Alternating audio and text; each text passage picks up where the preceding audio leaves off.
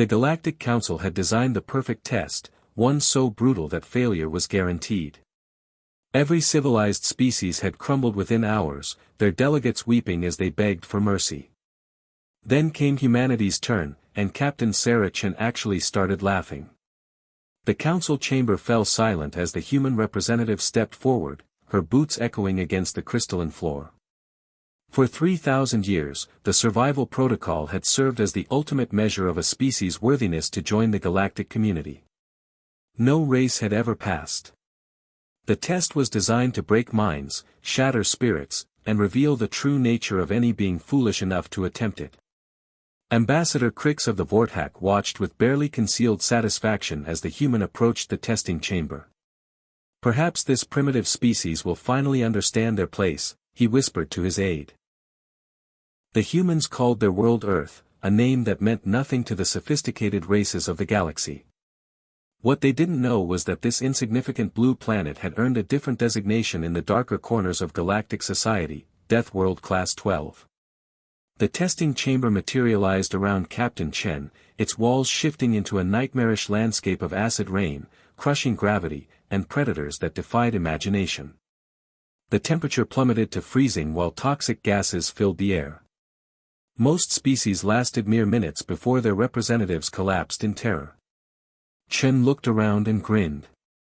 "Well, this is cozy," she said, casually dodging a creature with razor-sharp claws.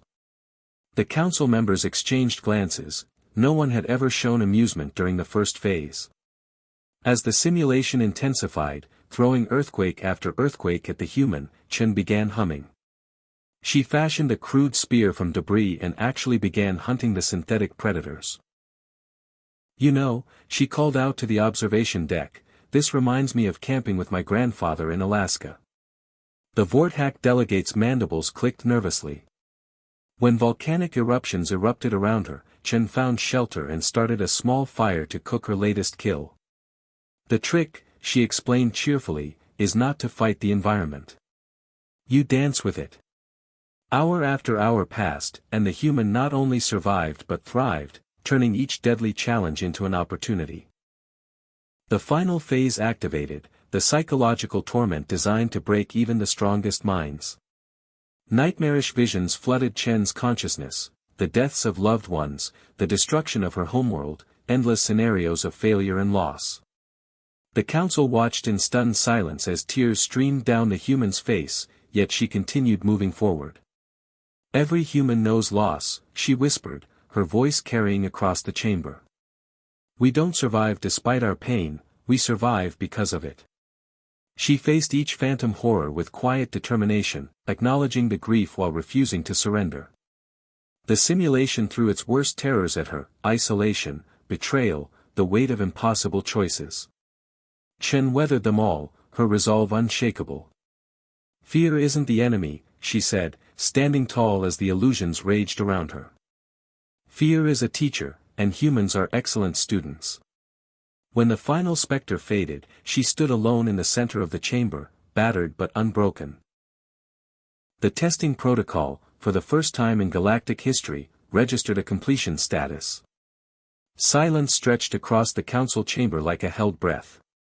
Ambassador Crick stumbled from his seat, his sophisticated worldview crumbling. "Impossible," he gasped. "No species survives the protocol." Chen stepped out of the chamber, casually brushing dust from her uniform. "That's because you're testing for the wrong thing," she replied with a weary smile. "You're looking for perfection, but survival isn't about being perfect. It's about being stubborn enough to keep going when everything falls apart." The council stared at this representative of a species they had dismissed as primitive. "Every world has its dangers," Chen continued, "but humans learned something you apparently forgot: how to laugh in the face of death and keep moving forward anyway." As she walked toward the exit, her final words echoed through the chamber: "We didn't pass your test despite being from a death world. We passed because of it."